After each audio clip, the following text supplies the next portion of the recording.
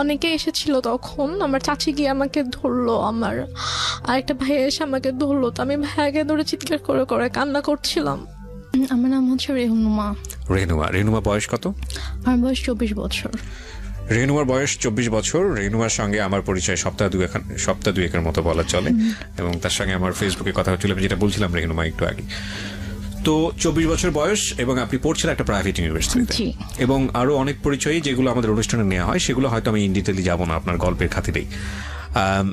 রেহনুমা, আমি ফ্লোর দেওয়ার আগে একটু বলতে চাই যে 24 বছর বয়সে আপনার জীবনে যা ঘটেছে এবং আপনি যেটা বলতে চাচ্ছেন সেটা অত্যন্ত সাহসী ভূমিকায় না গেলে এই ধরনের কথা লাখ লাখ মানুষের কাছে, এবং এরকম সুপার ডোমিনেটিভ একটা শোতে, রেডিও শোতে, যেখানে দেশ তো দেশই, দেশের বাইরে থেকে, আমি কালকেও জাপান থেকে একটা ফোন পাচ্ছিলাম যে এত মানুষ শোনে, সেখানে এরকম একটা সাহসী স্টেপ কেন নিলেন? আপনার গল্পটা আমি জানতে চাচ্ছি না, আমি জানতে চাচ্ছি কেন, ওয়াই দিস শো, কেন রেডিওতে লাখ লাখ মানুষকে বলার আগ্রহ পোষণ করলেন? প্রথমত যে আমি আপনার শোগুলো প্রথম থেকে শুনে আসছিলাম যে মানুষ কিভাবে তাদের জীবনের কথাগুলো এখানে এসে বলে, সবার কাছে শেয়ার করে। দেখা যায় যে আমরা ভিতরে অনেক সময় আমাদের ব্যাপারগুলো ভিতরে রেখে আমরা গুমড়ে গুমড়ে অনেক সময় মানে কষ্ট ভোগ করি, যে আমরা কাউকে বলতে পারছি না, ভিতরে ভিতরে কষ্ট লাগে। সো কথাগুলো যদি আমরা কারোর কাছে শেয়ার করি তাহলে হয়তো আমাদের একটু ভালো ফিল করবো, অথবা সবাই জানতে পারবে, এবং আমার জীবনের ঘটনাগুলো থেকে হয়তো কেউ একটু সচেতন হতে পারবে। এই জন্যই আর কি আমার ইচ্ছা হয় যে হ্যাঁ, আমি যাই গিয়ে সবার সাথে আমার জীবনের গল্পটা শেয়ার করি, যাতে আমি নিজেকে একটু হালকা ফিল করি, প্লাস হচ্ছে সবাই জানতে পারে যে কিভাবে এরকম সমস্যা হলে ফেস করতে পারবে, অথবা হচ্ছে নিজেকে কাটিয়ে উঠতে পারবে সমস্যা থেকে। ফাইন। আমরা 2 বোন, আর আমার বাবা অনেক ভালো একজন মানুষ ছিলেন, খুবই শান্তশিষ্ট, মানে কখনো কারোর সাথে উঁচু গলায় কথা বলেনি, আমাদেরকে কখনো গায়ে হাত তোলেনি, এবং সবার কাছে আমার আব্বু অনেক প্রিয় একজন মানুষ ছিল। তো আমরা 2 বোনই আমার বাবার অনেক আদরের ছিলাম, স্পেশালি আমি। ছোটবেলায় যখন আমার 2.5 বছর বয়স, তখন আমার বাবার অনেক বড় একটা অ্যাক্সিডেন্ট হয়। আব্বু অলমোস্ট 11 মাসের মতো হসপিটালে ছিলেন। তখন থেকে আর কি আমাদের মোটামুটি আমাদের লাইফটা একটু চেঞ্জ হওয়া শুরু করে, যেহেতু আব্বু কাজ করতে পারতো না। তো দেখা যেত যে আমাদের মানে আমাদের গ্রামের বাড়িতে অনেক জমি জমা ছিল আর কি, তো সেখান থেকে আর কি আমাদের মেইন ইয়াগুলো আসতো, খরচ টরচ সবকিছু আসতো। তো প্লাস আমার আম্মু জব করতো।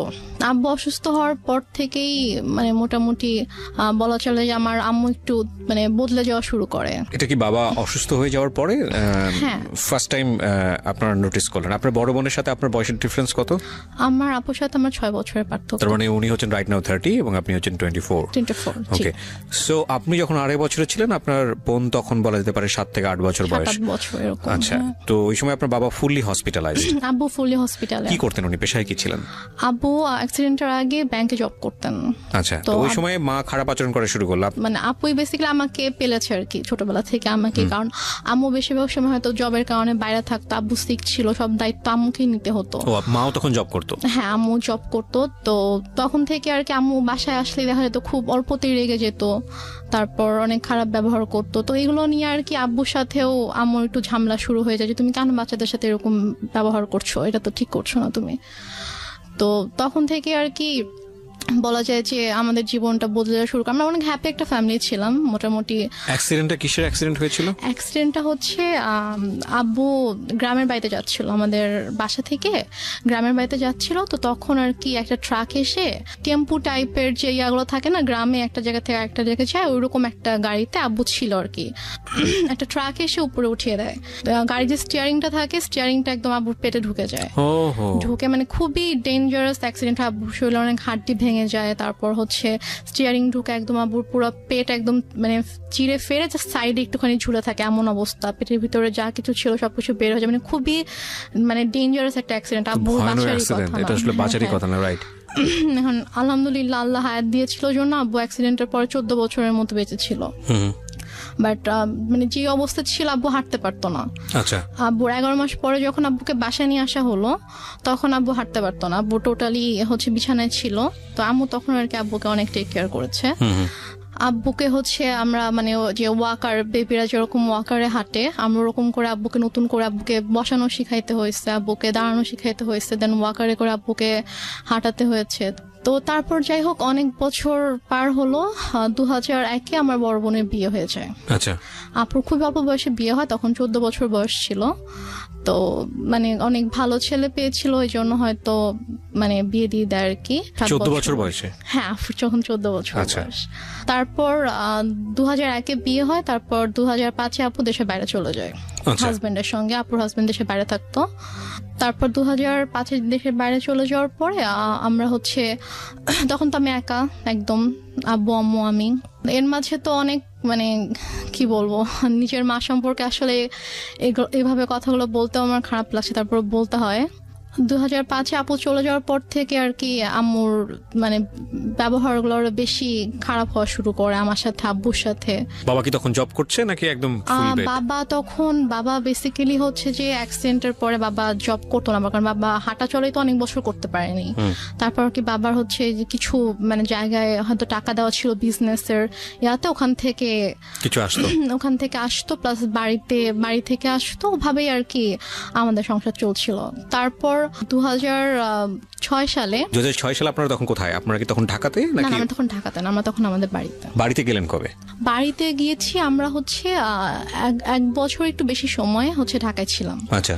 তারপর হচ্ছে তখন থেকে আমরা বাড়িতে মানে 96-এর কি মাস অ্যাক্সিডেন্ট করেছিল সেটা আমার মনে নেই, বাট আমরা হচ্ছে 13-14 মাসের মতো ঢাকায় ছিলাম। তারপরে আর কি আমরা বাড়িতে চলে যাই। বাড়ি কোথায় চলে গেলেন? আমাদের বাড়ি তো সিরাজগঞ্জ চলে গেলেন। আচ্ছা, তো সিরাজগঞ্জে মানে হচ্ছে আপনার বাবার বাড়িতে চলে গেলেন? না, আমাদের বাসা, আমরা যে বাসাটা তখন আমরা ভাড়া থাকতাম, ওখানে। সো 1 বছর বাবার এখানে থেকে ট্রিটমেন্ট করাতে হয়েছে বাবাকে শুধুমাত্র? তারপর আমরা সিরাজগঞ্জে চলে যাই, তো ওখানে আমাদের বাসা ছিল, ওখানে আমরা যাই, গিয়ে ওখানে থাকি আর কি। আম্মু কিছুদিন পরে হচ্ছে জয়েন করে, আম্মু আগেও জব করতো, ওই সেম জবটাতে আম্মু আর কি জয়েন করে। আচ্ছা। আর আব্বু হচ্ছে ওই টুকটাক মানে বেশি তো হাঁটাচলা করা নিষেধ ছিল, বলেছিল যে যতটা সম্ভব রেস্ট নিতে। তো আব্বু এরকম মানে জবে আর যাওয়া হয়নি, তো টুকটাক বিজনেস করতে ভাবে চলতো আর কি আমাদের।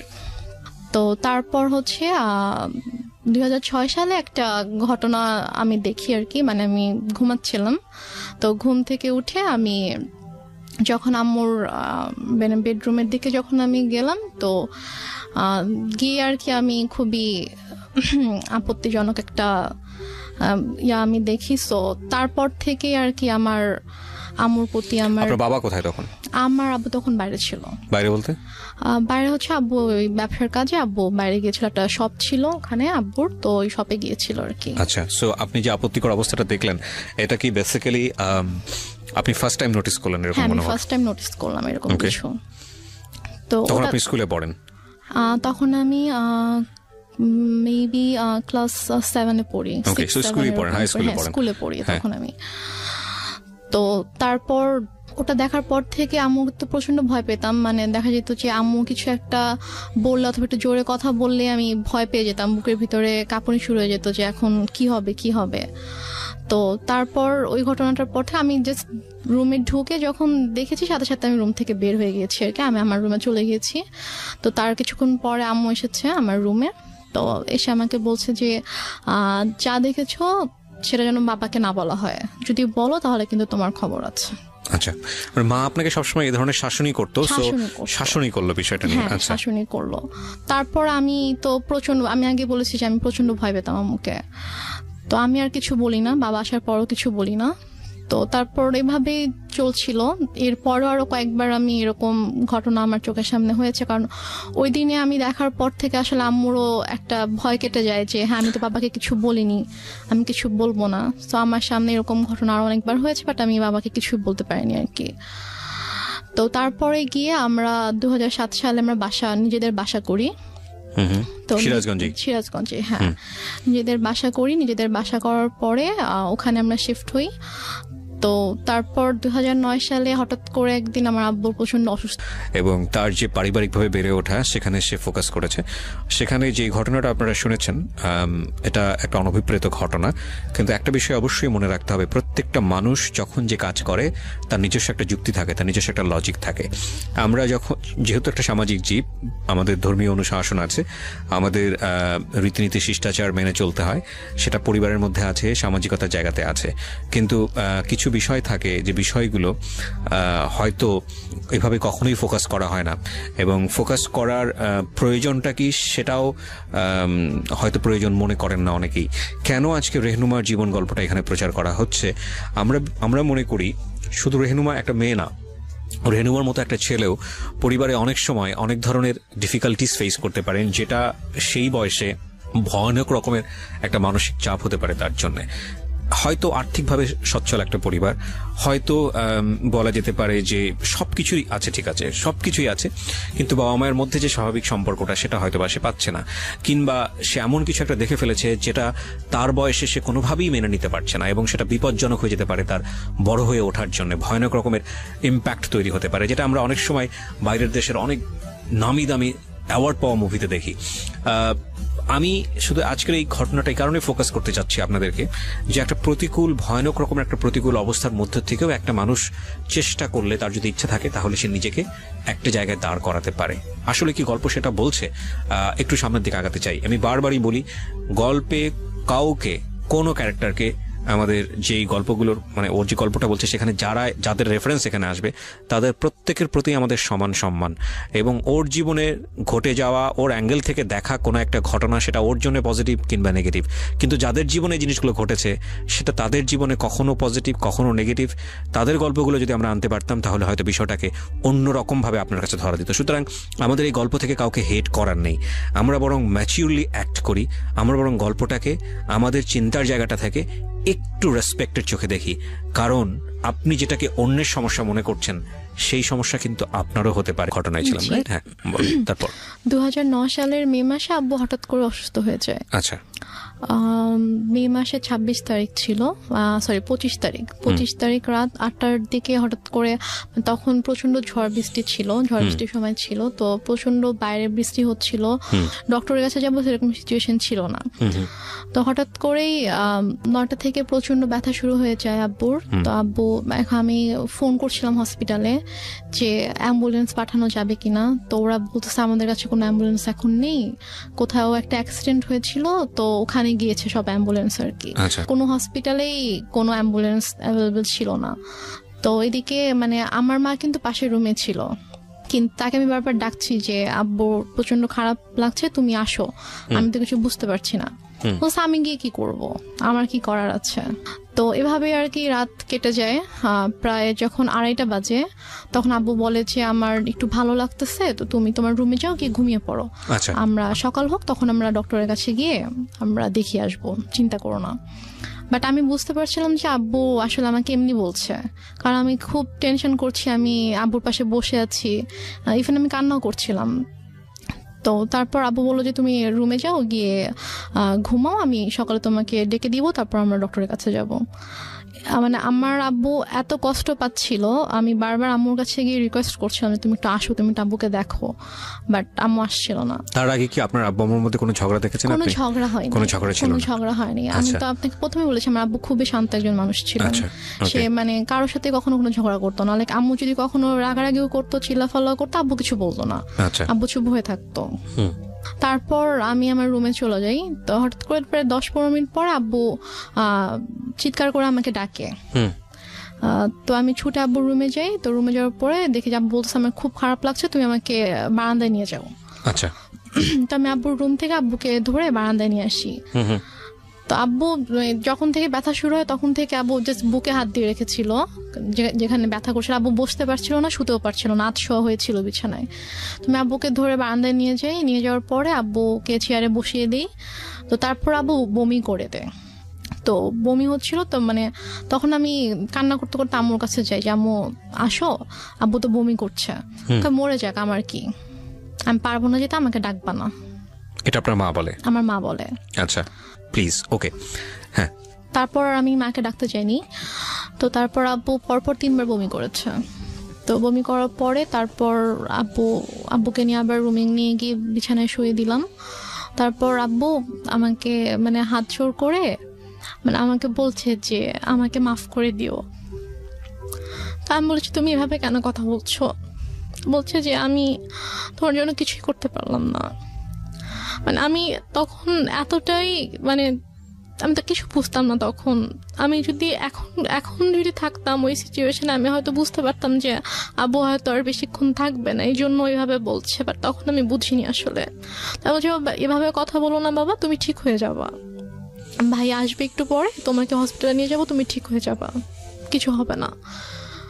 তো তারপর ভাইয়া 5টার দিকে, ভাইয়া মেবি 4টার দিকে বাসা থেকে বের হয়। ওর বাসা থেকে তখন ঝড় বৃষ্টি থেমে গেছে, বাট স্টিল কোথাও অ্যাম্বুলেন্স নেই। তো ভাইয়া হেঁটে হেঁটে রাত 4টায় স্বাভাবিকভাবে একটা ছোট শহরে। কোন ভাইয়া ছিল? ভাইয়া ওই যে আমি বললাম যে একটা কাজিনকে ফোন করছিলাম সে রাত থেকে। 4টা মানে কি ভোর 4টা? ভোর 4টা, হ্যাঁ। তো ভোর 4টায় ভাইয়া বাসা থেকে বের হয়ে যায়, হচ্ছে হসপিটালে যায়, সে কোনোভাবে কোনো অ্যাম্বুলেন্স ম্যানেজ হয় কিনা। এই সময়ের মধ্যে মা আসেনি রুমে? মা একবারও আসেনি। আচ্ছা। পরে একটা রিক্সায় আমি উঠি, আর একটা রিক্সায় বাবাকে নিয়ে ভাইয়া উঠে আব্বুকে হসপিটালে নিয়ে যাই। তো নিয়ে যাওয়ার পরে ওখানকার ডক্টররা চেক করার পরে বলছে যে একটা মাইনর স্ট্রোক হয়েছে। আচ্ছা। বাট যদি সময় মতো আনতে পারতাম হয়তো অবস্থা এখন খুবই মানে একটু ক্রিটিক্যাল হয়ে গেছে। হ্যাঁ আমরা দেখছি, বাট যদি রাতে আনতে পারতেন। জিজ্ঞেস করেছে যে কখন থেকে এরকম হচ্ছে, তো যখন আমি ডিটেল বললাম ডক্টরকে তখন বলছে যে রাতে আনা উচিত ছিল। তো বললাম আসলে রাতে এরকম সিচুয়েশন ছিল না যে আমি হসপিটালে নিয়ে আসবো আব্বুকে। তো তারপর ইসিজি করা হলো, সব চেক আপ করা হলো আব্বুকে। আব্বু সারা রাত তো ঘুমায়নি, তো আব্বুকে ঘুমের ইঞ্জেকশন দেওয়া হলো ঘুমানোর জন্য। তো 6:30টার দিকে আমি আম্মুকে ফোন করলাম, আব্বুর ফোনটা আমার কাছে ছিল। তো আমি আম্মুকে ফোন করলাম যে আম্মু এই ঘটনা, আব্বুর তো স্ট্রোক হয়েছে, তো ডক্টর এটা বলেছে। তো বলতেছে যে তুমি আমাকে কেন ফোন দিয়েছো, তোমার বাবা তুমি দেখো, আমাকে কেন বারবার ফোন দিয়ে বলতেছো। বলছে যে আম্মু আমি একা একা এখানে কি করব, তুমি আসবা না? বলতেছে যে না আমি আসতে পারবো না। এখন টাকা পয়সার একটা ব্যাপার ছিল, কারণ আমি আসার সময় তো আমি কোনো টাকা পয়সা নিয়ে আসিনি। ভাইয়া আর কি হসপিটাল মেডিসিন যা কিছু লেগেছে ভাইয়া এনেছে। তো তারপর আমি আমাকে বললাম যে আমার তো টাকা লাগবে, হসপিটালে তো টাকা লাগবে। তো টাকা লাগবে, তুমি তোর বাবাকে বলো কোথায় টাকা রেখেছে, এসে নিয়ে যাও, আমি কিছু জানি না, আমাকে আর ফোন দিবা, আমাকে বিরক্ত করবা না। তো তারপর আমি আর মাকে ফোন দিই না, আমি আমার চাচুকে ফোন দিই। আমার ছোট চাচু আমাদের বাসা থেকে 15 মিনিটের দূরত্বে থাকতো। তো চাচুকে ফোন দিয়ে বলি যে চাচু আব্বু তো এরকম হসপিটালে, তো আপনি আসেন। সে বলে যে আমি মাত্র ঘুম থেকে উঠেছি, আমার অফিস আছে, আমি এখন আসতে পারবো। তো তারপরে আর কি ডক্টররা হচ্ছে আব্বুকে কেবিনে শিফট করলো। ফার্স্টে তো ইমার্জেন্সিতে ছিল, তারপর কেবিনে শিফট করার পরে আমি আবার প্রায় মনে হয় 8টার দিকে আম্মুকে ফোন করি, তুমি কি একটু স্যুপ অথবা রুটি সবজি একটু বানাতে পারবা আব্বুর জন্য? বলে কেন, আমি কেন বানাবো, তোমার দরকার থাকলে তুমি সে পানি নিয়ে যাও। কোন ক্লাসে পড়েন তখন আপনি? আমি তখন ক্লাস 9-এ পড়ি। ক্লাস 9-এ, ওকে। তো কি মনে করে আম্মু আবার প্রায় আধা ঘন্টা পরে ফোন দিয়েছে, ফোন দিয়ে বলছে যে একটু পরে তো বুয়া আসবে, তো বুয়া আসলে আমি বুয়াকে দিয়ে নাস্তা বানিয়ে পাঠিয়ে দিব। তো বললাম আচ্ছা ঠিক আছে। বুয়া আসছে পরে, হয়তো বুয়াকে দিয়ে নাস্তা বানিয়ে আম্মু নিজে এসেছে 9:30টার দিকে। এসে বলতেছে যে নাস্তা দিলাম, এখন আমি যাচ্ছি, আমাকে আর বিরক্ত করবা না, আমাকে আর ফোন দিবা না, কি কর তুমি করো, তোমার বাবার ড্রয়ারে টাকা আছে ওখান থেকে নিয়ে তুমি খরচ করো, আমাকে বিরক্ত করো না তুমি। তারপর ডক্টর বললো যে আব্বুর মোটামুটি অবস্থা ভালো, মানে স্টিল কিন্তু স্যালাইন চলছে। তারপর বললো যে এখন মোটামুটি ভালো আছে। তো আরেকটা কথা বলে রেখে, হসপিটালটা ছিল হচ্ছে আমার চাচির ভাইয়ের আর কি। আচ্ছা।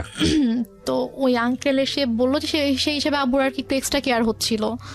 তো তারপর 8টার দিকে ডক্টর এসে বললো যে এখন মোটামুটি ঠিক আছে, কোনো রিস্ক নেই। তো উনি ঘুমানোর তো ইঞ্জেকশন দেওয়া হয়েছিল, তো উনি ঘুমালে উনি বেটার ফিল করবে, আপনারা ওনাকে বেশি বিরক্ত করেন না, এটা বলছে আর কি। তো বলার পরে তো আম্মু বললো যে ঠিক আছে, আমি তো সারাদিন ছিলাম, আমি এখন চলে যাই, তুমি থাকো। আমার সাথে আমার একটা ভাগিনা ছিল, মানে ও আর আমি সেম এজেরই ছিলাম। তো আমি আর ও হসপিটালে ছিলাম। তো আম্মু চলে গেল, যাওয়ার পরে আমাকে আম্মু বাসায় চলে যাওয়ার, হসপিটাল থেকে আমাদের বাসার দূরত্ব ছিল 5-6 মিনিট, রিক্সায় করে 5-6 মিনিট দূরত্ব ছিল। তো তারপর আম্মু বাসায় গিয়ে আমাকে ফোন দিয়েছে, ফোন দিয়ে বলছে তুমি বাসায় আসো, তুমি আমার যে ইয়াটা ছিল ওর নাম ছিল মধু, বলছে তুমি আর মধু বাসায় আসো। তো আমি বলছি যে বাসায় কেন যাবো, আব্বু তো একা থাকবে। তো বলছে যে সমস্যা নেই, তুমি আসো, তোমার বড় খালামণি যাচ্ছে। আচ্ছা। তো আমি বললাম যে বড় খালামণি কেন আসবে, বড় খালামণিকে দেখলে তো আব্বু রেগে যাবে। মানে আমার বড় খালামণির সাথে আব্বুর একটু সমস্যা ছিল। আচ্ছা, সমস্যা ছিল বলতে যে মানে বড় খালামণির মানে বিহেভিয়ারের জন্য আব্বু বড় খালামণিকে পছন্দ করতো, এটা অ্যাভয়েড করতো আর কি। আচ্ছা। তো বলো যে আব্বু যদি রেগে যায় তখন আব্বুর জন্য তো এটা মানে খারাপ হতে পারে। লাইক যে যাকে পছন্দ করে না, ঘুম থেকে অসুস্থ অবস্থায় যদি উঠে তাকে দেখে তখন তো স্বাভাবিকভাবে তার খারাপ লাগবে। যে মানুষ তো চায় যে অসুস্থ থাকুক, তার প্রিয় মানুষগুলো তার পাশে থাকুক। জি। তো তারপর আমি বলি যে না, আমি আসবো না। আমরা এখানে একটা বিরতি নিতে চাই প্রিয় শ্রোতা। আপনারা শুনছেন মিস্টার ম্যাঙ্গো ক্যান্ডি প্রেজেন্স জীবন গল্প। আমি আরজি কিবরিয়া আপনার সঙ্গে রয়েছি। রেহনুমা আজকের এই জীবন গল্প বলছে। রেহনুমাকে দেখার জন্য আপনাদের আমাকে আম্মু মানে অনেক ফোর্স করে যে তুমি এখনই আসবা এবং তোমার চিন্তা করার কিছু নেই, তোমার বড় খালামণি আব্বুকে টেক কেয়ার করবে, তারপর তুমি বাসায় থাকবা, আমি আবার ফ্রেশ হয়ে আমি যাব হসপিটালে। আমি এর মধ্যে বড় খালামণি চলে আসে। বড় খালামণির সাথে ছিল আমাদের একটা মামা, আম্মুর কাজিন ছিল।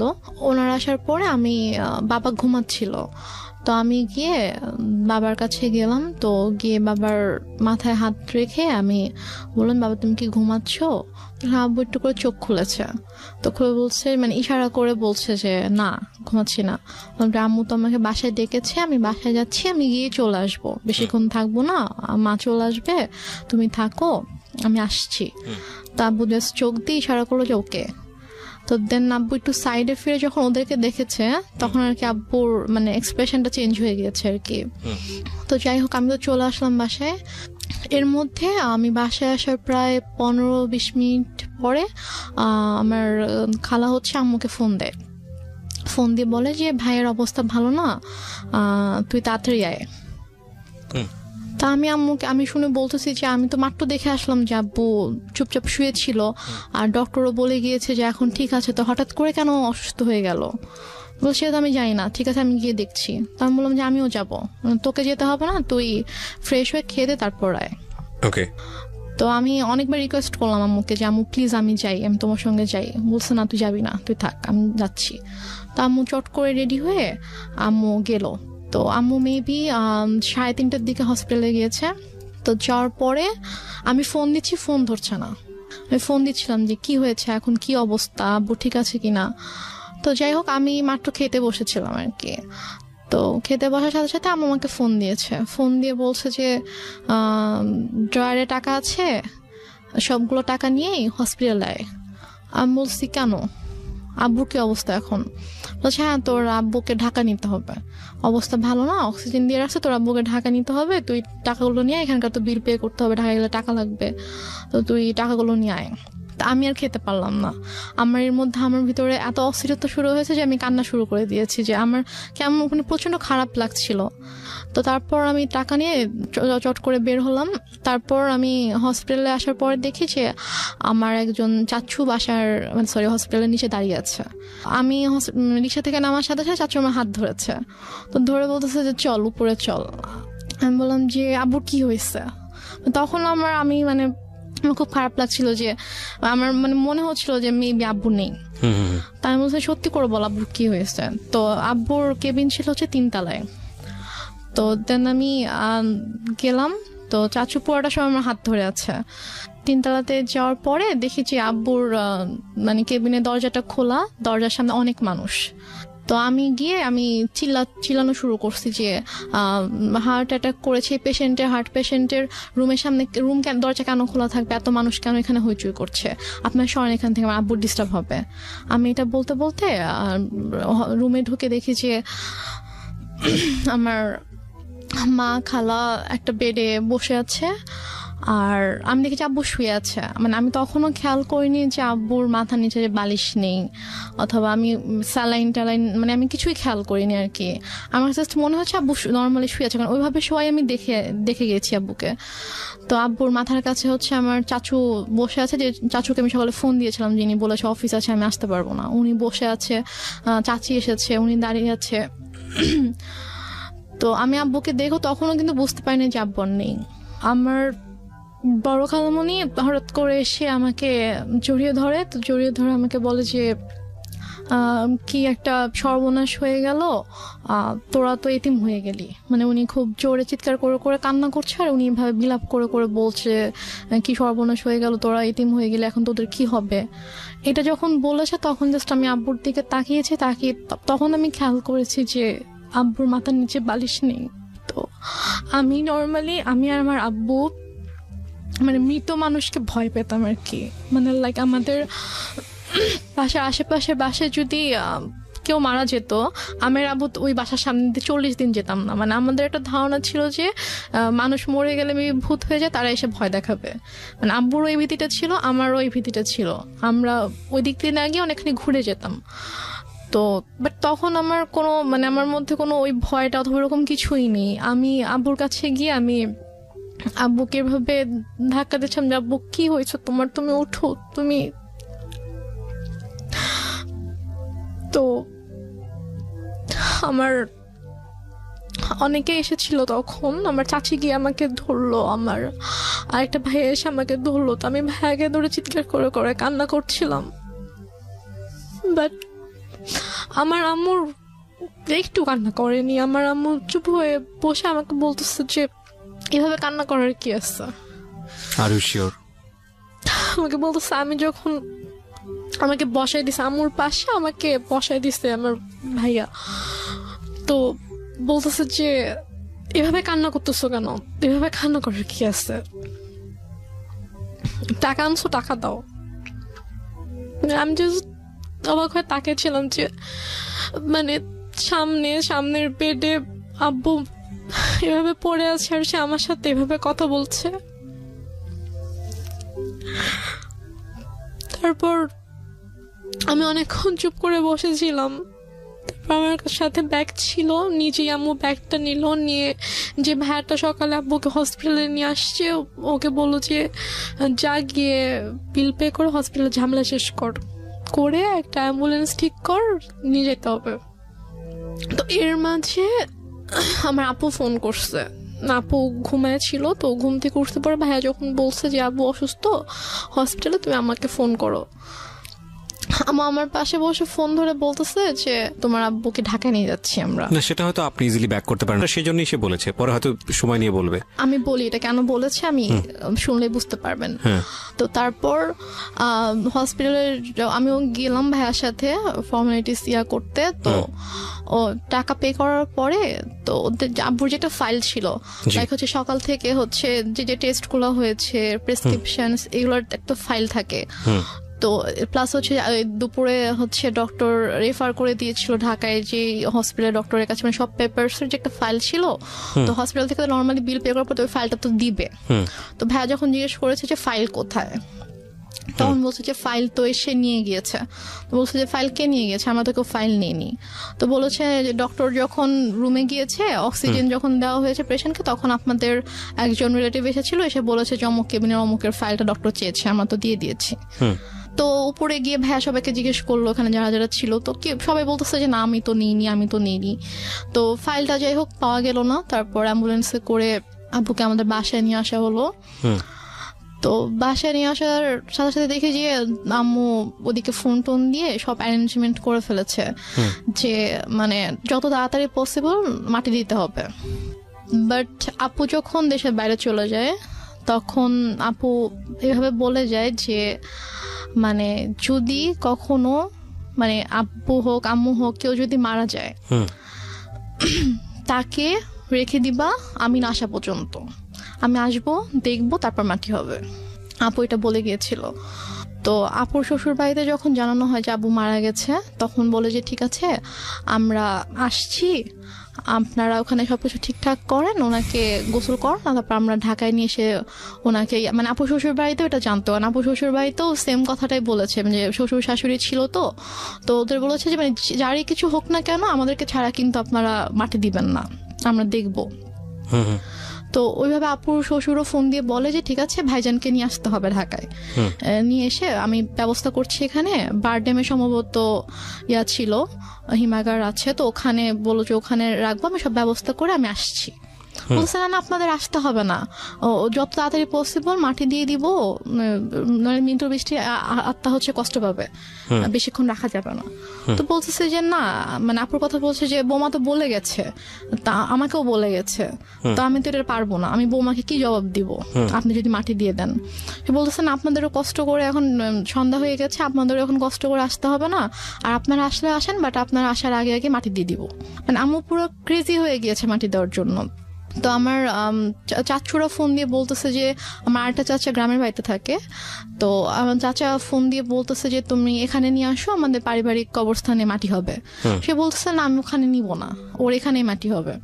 তো এগুলো নিয়ে আম্মু খুবই মানে রীতিমতো ঝগড়া করতেছে অনেক।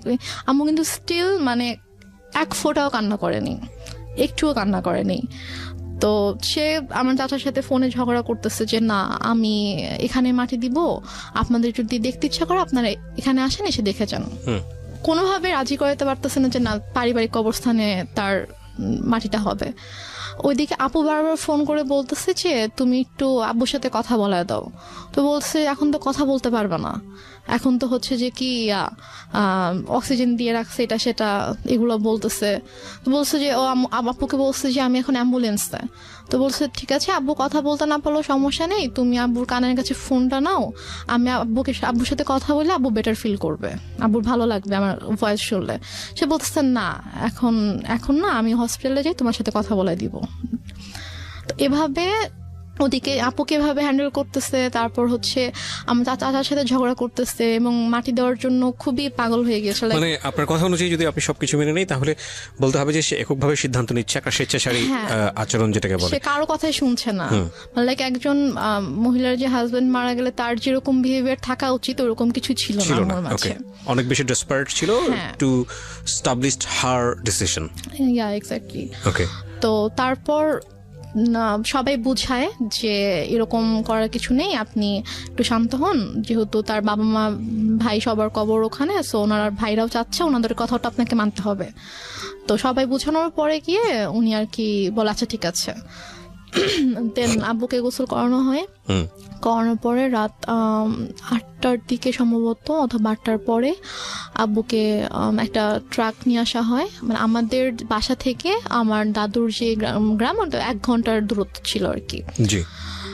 তো ওখানে তারপর আমরা যাওয়ার জন্য মাইক্রো ট্রাক সবকিছু অ্যারেঞ্জ করা হয়। তো আমি বলি যে আমি যাবো, বলেন তোমাকে যেতে হবে না, আমাকে বাসায় রাখে। আর বাসায় আমার ছোট খালামুনি ছিল, আরো কে ছিল, তো ওদের কাছে আমাকে রেখে যায়। রেখে আম্মু চলে যায় ওদের সাথে গ্রামের বাড়িতে মাটি দেওয়ার জন্য। আচ্ছা। মাটি দিয়ে রাতের 12:30 পৌনে 1টার দিকে চলে আসে, সবাই আবার ব্যাক করে আর কি। স্টিল আপুর সাথে সে কথা বলতেছে যে বাবা বেঁচে আছে, বাবা হসপিটালে। আপু বারবার ফোন দিয়ে বলছে যে কথা বলায় দাও। সে মানে বলাচ্ছে না আর কি।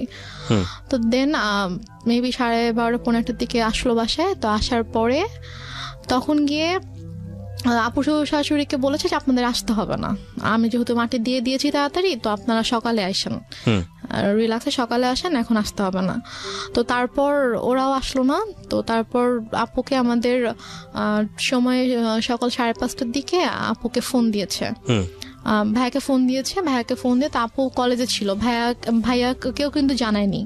তো 5:30টার দিকে ভাইয়াকে ফোন দিয়ে বলছে যে তোমার আব্বা তো মারা গেছে।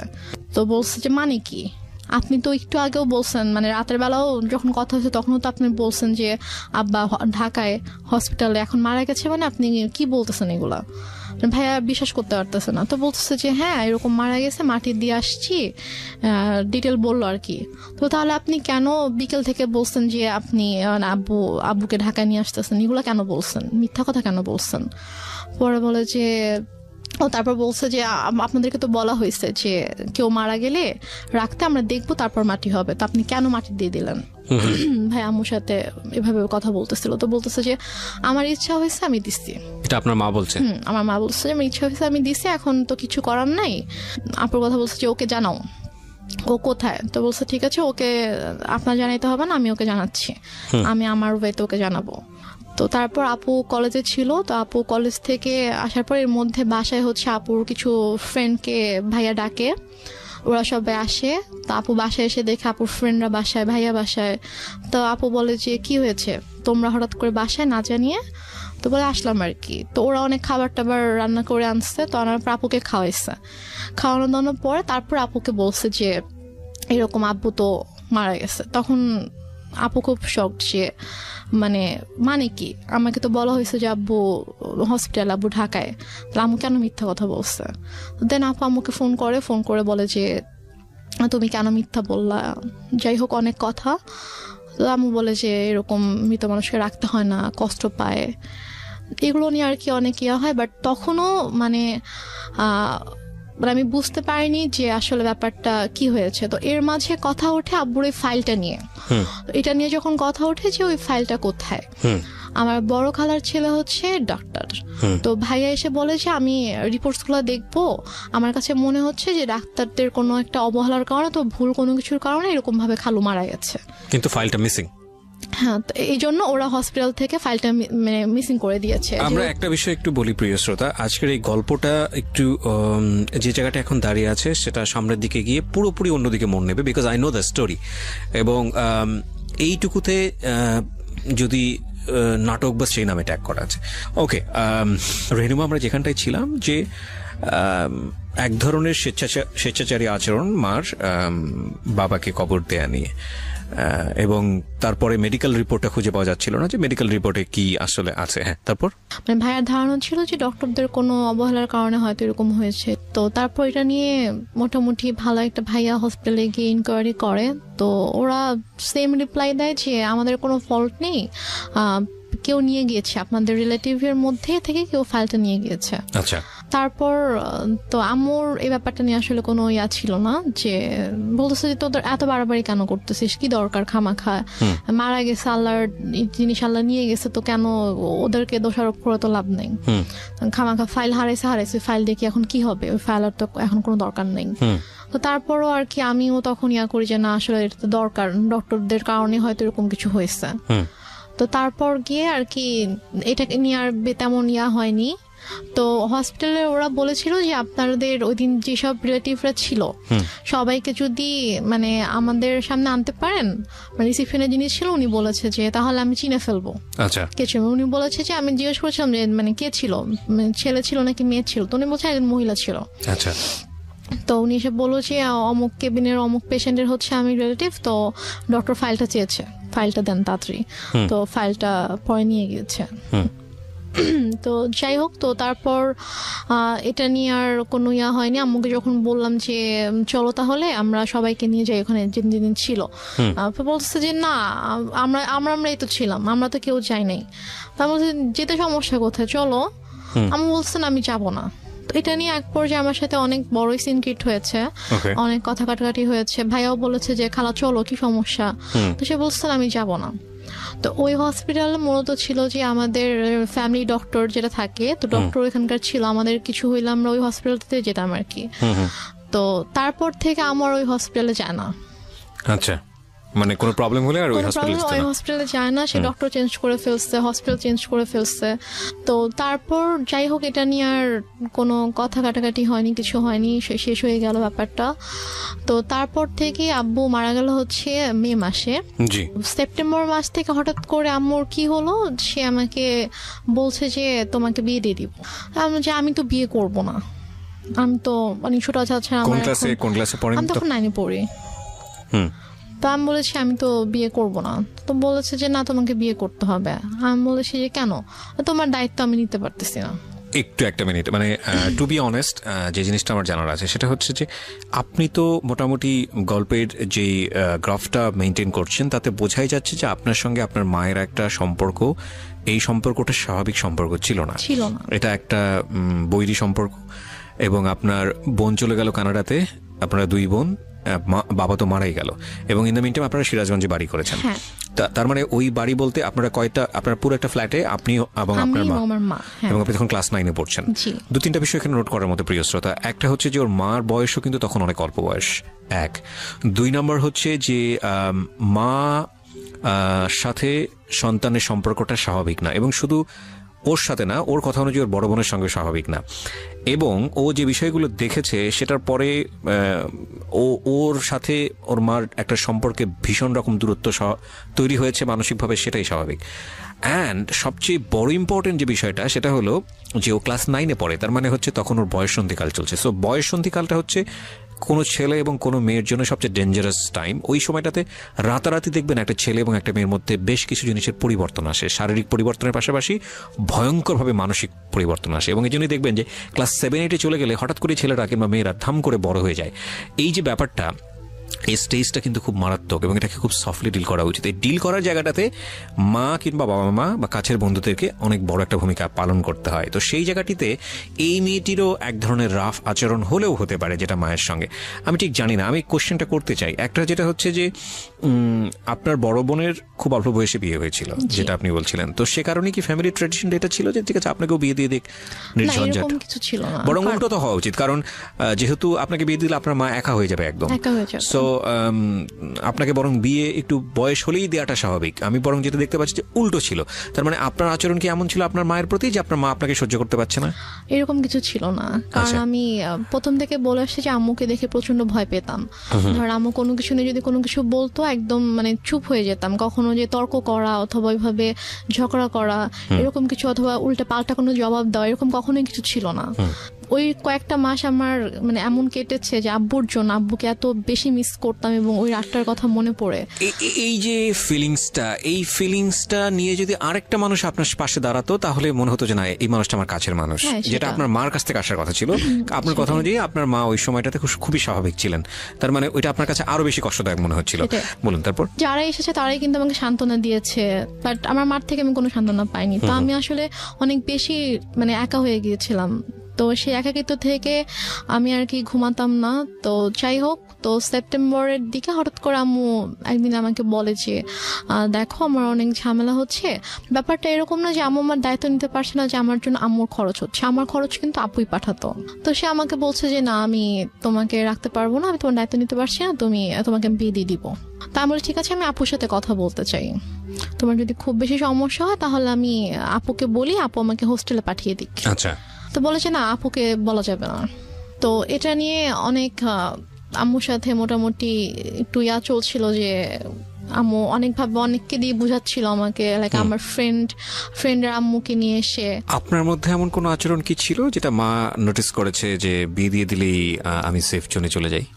আমার মধ্যে আচরণ বলতে আমি তো বাসা থেকে বের হতাম না। মেল ফ্রেন্ডের সঙ্গে টাইম পাস করা, যেহেতু বাবা নাই সো ডেসপারেটলি মাকে অ্যাভয়েড করে অন্য কোনো দিকে যাওয়া? না না, আমার ওরকম কোনো মেল ফ্রেন্ড ছিল না যাদের সাথে হয়তো আমি বাইরে, আমি গার্লস স্কুলে পড়তাম, আমার ওরকম মেল কোনো ফ্রেন্ড ছিল না। তো আমার যা ফ্রেন্ড ছিল, আমার যে বেস্ট ফ্রেন্ড ছিল ও আমাদের পাশের বাসারই ছিল আর কি। ও আরেকটা কথা বলি যে আমরা যে এলাকাটায় বাসা করেছিলাম ওইখানে আমার জন্ম হয়, মানে আমার যখন জন্ম হয় তখন আমরা ওই এলাকাতেই থাকতাম, বাট ভাড়া থাকতাম। তো পরবর্তীতে গিয়ে আমরা ওখানে বাসা করেছিলাম। আমার যে ছোটবেলার বন্ধুগুলো ছিল তো ওরা ওখানকারই ছিল। তো সেই হিসাবে জাস্ট ওদের আম্মুকে নিয়ে এসে আম্মু আমাকে বুঝাচ্ছিল যে বিভিন্নভাবে মোটিভেট করার চেষ্টা করছিল। তো এর মাঝে যেটা হয় যে অক্টোবর মাসে আমার দুসম্পর্ক আত্মীয় হঠাৎ করে আম্মু বলে যে ওরা আসবে। আম্মু অনেক আয়োজন করতেছিল, বাজার টাজার করছে, রান্না করতেছে, তারপর আন্টি আসছে, আমার বান্ধবীর মা আসছে, বোন আসছে। তো বাসার মধ্যে একটা উৎসবের মতো একটা ব্যাপার যে অনেক রান্না বান্না হচ্ছে, সব গুছাচ্ছে। তো আমি তখনও বুঝতে পারিনি যে গেস্ট গুলা কারা অথবা কেন আসছে, মানে আপনাকে দেখতে আসছিল। এক্স্যাক্টলি। তো তারপর তারা আসলো, আসার পরে আমাকে তাদের সামনে, আমি তো যাবোই না, কোনোভাবেই যাব না, আমাকে জোর করে নিয়ে গেল। তো নিয়ে যাওয়ার পরে তো আমি গিয়ে যখন দেখলাম যে কে ছেলে, কারণ আমি হচ্ছে আমাদের বললাম যে দুসম্পর্ক আত্মীয় ছিল, তো আমি ছেলের বড় ভাইকে চিনতাম, আমাকে মামা বলে রাখতাম। তো তারই ভাই সে সিঙ্গাপুরে থাকতো এবং সে অনেক টাকা পয়সার মালিক ছিল। এবং ছেলেটা মানে মানুষের সবাই আল্লাহর সৃষ্টি, কারো চেহারা নিয়ে খারাপ কথা বলতে চায় না, তো বলতেও হয় না। তারপর আমি জাস্ট বলছি যে ছেলেটা অনেকটা লম্বা ছিল, লাইক সে দেখতে এক কথায় যে সে যে নিগ্রোদের মতো ছিল, নিগ্রোদের যেরকম অনেক কালো হয়, যে ওরা দেখতে যেরকম হয় এক্স্যাক্টলি দেখতে ওরকম ছিল অনেকটা। তো আমি জাস্ট গেলাম, যাওয়ার পরে আমি যখন দেখলাম, তো দেখে আমি সাথে সাথে তো আমি রুম থেকে চলে আসছি। তারপর আম্মু আমার রুমে আসলো যে তুমি এরকম বেয়াদবের মতো উঠে কেন চলে আসলা?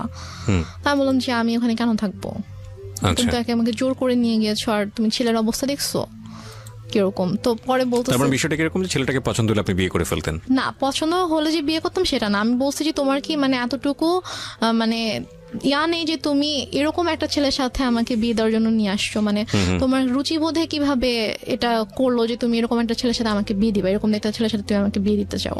আচ্ছা, এই জন্য আর কি ছেলেকে পছন্দ হলে যে আমি বিয়ে করতাম ব্যাপারটা এরকম না, কারণ বিয়ের কোনো চিন্তা ভাবনা আমার মাথায় ছিলই না।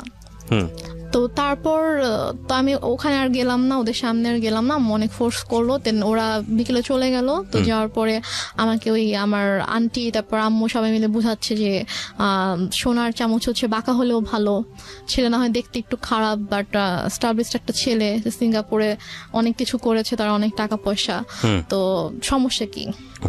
ছেলে বয়স অনেক বেশি ছিল, 40 আপ ছিল। আপনি তখন ক্লাস 9 পড়েন? তখন ক্লাস 9 পড়ি, মানে 14 থেকে 15 বছর বয়স সর্বোচ্চ।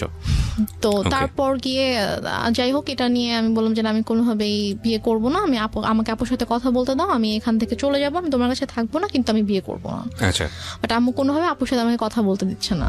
ফাইন, আমরা এই জায়গাটা একটা বিরতি নিতে চাই প্রিয় শ্রোতা। গল্পের মোড়টা কিন্তু ঘুরে গিয়েছে এবং গল্পের মোড় আরো ঘুরতেই থাকবে, রাত 2টো পর্যন্ত আপনার সঙ্গে আমরা আছি। আপনারা শুনছেন মিস্টার ম্যাঙ্গো ক্যান্ডি প্রেজেন্স জীবন গল্প। রেহনুমা হচ্ছে আজকে আমার গেস্ট, আমি আরজি কিবরিয়া আপনার সঙ্গে রয়েছি এবং ঢাকা এফএম সারা বাংলাদেশ ব্যাপী এই মুহূর্তে কান পেতে আছেন আপনারা, আমরা জানি। দেশের প্রত্যন্ত অঞ্চল থেকে আপনারা আমাদেরকে শুনতে পাচ্ছেন।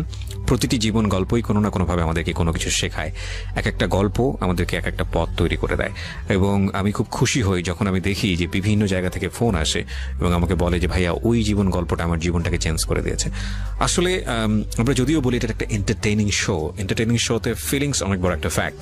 মনের মধ্যে ধাক্কা দিতে হবে যে কখনো দুঃখ, কখনো আনন্দ, কখনো কষ্ট, এই ফিলিংসের জায়গাগুলো যেন গল্পে থাকে। কিন্তু আমি শুধু তখন থেকে আম্মুর সাথে আমার একটু মানে আরো বেশি আর কি দৌড় সৃষ্টি হয়ে যায়, একটু ঝামেলা হতে থাকে যে কেন বিয়ে করবি না, বিয়ে নিয়ে আম্মু খুবই আর কি ফোর্স শুরু করে। তো এক পর্যায়ে যেটা হয় যে একদিন আম্মু মানে হাত কেটে ফেলে আর কি, মানে ছুরি দিয়ে হাত কেটে ফেলে, বিয়ের ব্যাপারটা নিয়ে, হ্যাঁ, যে বিয়ে করবি না এটা নিয়ে সিঙ্গেট করে, তুই যদি বিয়ে না করিস আমি সুইসাইড করবো, আমি মারা যাবো। তা আম্মু হাত কেটে ফেলে। তো ওই দিন আর কি আমি খুব ভয় পেয়ে যাই, ভয় পেয়ে বলে আচ্ছা ঠিক আছে আমি বিয়ে করব। তো তারপর আম্মু আবার ছেলে দেখতে শুরু করে। তো এর মাঝে আমার একটা বান্ধবীর হচ্ছে কাজিন, তো তার সাথে আমার দেখা হয়েছিল, তো সে আমাকে পছন্দ করতো। তো সে আমাকে বলেছিল, আমার বান্ধবীর মাধ্যমে সে আমাকে বলেছিল, তো তার বাট আমি ওরকম কিছুতে যাইনি। তো সে শুনতে পায় আমার বান্ধবীর কাছ থেকে যে আমার বিয়ে নিয়ে কথা হচ্ছে। তো সে আর কি আমার বাসায় প্রপোজাল পাঠায়, আমার কাছে প্রপোজাল নিয়ে আসে তার ফ্যামিলির মাধ্যমে। তো তারপর আম্মু বলে যে এই ছেলেকে বিয়ে করবি, এই ছেলেকে বিয়ে কর, সবকিছু তো ঠিকঠাক আছে, ছেলে দেখতে শুনতেও ভালো আছে, সবকিছু ঠিক আছে, এই ছেলেকে বিয়ে কর, এটা নিয়ে ঝামেলা করিস না। আমি বলি আচ্ছা ঠিক আছে। তারপর ওই ছেলেটার সাথে আমার 2009 সালের নভেম্বর মাসে বিয়ে হয়। মানে এই ছেলেটা অ্যারেঞ্জ ম্যারেজই ছিল? অ্যারেঞ্জ ম্যারেজই ছিল। কি করতো ছেলেটা তখন? হচ্ছে মানে ওদের ফ্যামিলি বিজনেস ছিল। এমনি এডুকেশন ওই সময়টা তোর? ও বিবিএ কমপ্লিট করেছিল। ওকে, আপনি ক্লাস 9 পড়েন? হ্যাঁ। ছেলেটাই বা আপনাকে বিয়ে করলো কেন বা রাজি হলো কেন? I don't know. সে আমাকে পছন্দ করতো, ইভেন আমার আগে থেকে পছন্দ করতো। তো আমাকে আমার বান্ধবীর মাধ্যমে বলেছিল যে ওকে আমার অনেক ভালো লাগে, ওকে একটু বল। তো আমার ফ্রেন্ড আমাকে বলেছিল যে ভাইয়া তোকে পছন্দ করে, তো মানে রিলেশনশিপে যাবি কিনা অথবা এরকম আমাকে বলেছিল। তো আমি বলেছি না, আমি এরকম কোনো কিছুতে যাব না। তো তারপর আর কি সে এবং মানে মাঝে মাঝে হয়তো আমার ফ্রেন্ডের ফোনের মাধ্যমে তার সাথে আমার কয়েকবার কথা হয়েছিল, যে আবু মারা যাওয়ার পরে আর কি, যে ভাইয়া তোর সাথে কথা বলতে চেয়েছে। তো তারপর কথা হয়েছে। তো সে আমাকে অনেক পছন্দ করতো, আমারও ভালো লাগতো। আমারও যে ভালো লাগতো না সেটা না, কিন্তু আমি আসলে এরকম ভাবে কোনো রিলেশনে যাওয়ানোর মতো অবস্থা ছিলাম না আর কি। তো যাই হোক, নভেম্বরের 28 তারিখে আমার বিয়ে হয়ে যায়।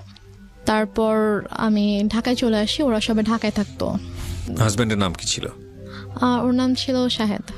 তো তারপরে আমরা ঢাকায় চলে আসার পরে আর কি আমি ওদের ফ্যামিলি সবাই ছোট ছিলাম, মানে হচ্ছে ওর যে বড় বোনের, ওরা 3 ভাই 2 বোন ছিল, তো ওর বড় বোনের যে মেয়ে ও আমার বড় ছিল।